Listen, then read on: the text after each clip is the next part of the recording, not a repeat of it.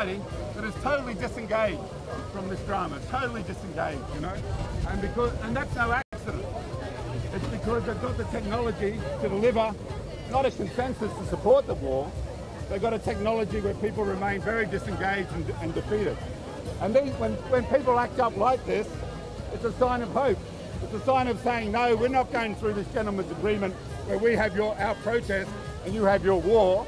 We're actually going to non-violently intervene and disarm and disable the equipment that helps you kill people. And that's a very beautiful thing, you know.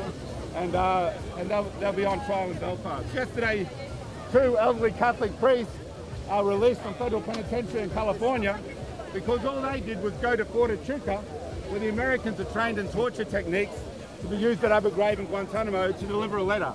They were locked up for 5 months. They got out yesterday. And they've come out, one's 80 years old. He used to be a member of the US Air Force. He's a Franciscan. They've come out of this experience stronger than they went into it because they had a whole movement of solidarity around them.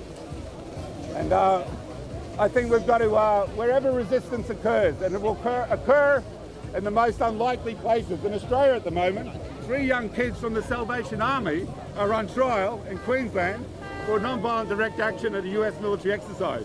Now, with all my Catholic prejudices, that's the last place I thought resistance would come from, okay? The Salvation Army. I mean, not a great brand name.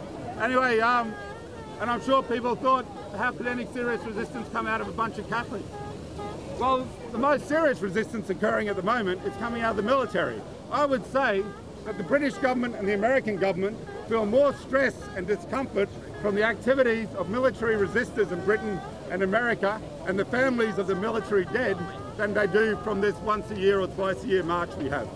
And we've got to reach out to them. You know, I've met Rose Gentle, whose son was killed. He was recruited literally from the Dole office in Glasgow and sent to his death in Iraq.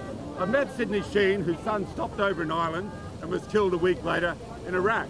And once you meet these people, and I'm sure once you meet Iraqi refugees that the government are now trying to deport back to a safe Iraq, this becomes very real to you, you know?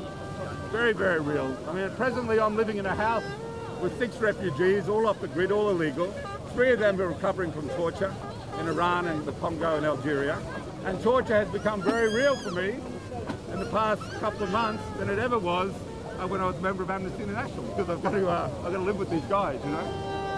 So they keep us in a very surreal, disengaged kind of bubble, and we've got to break out of that. Yeah.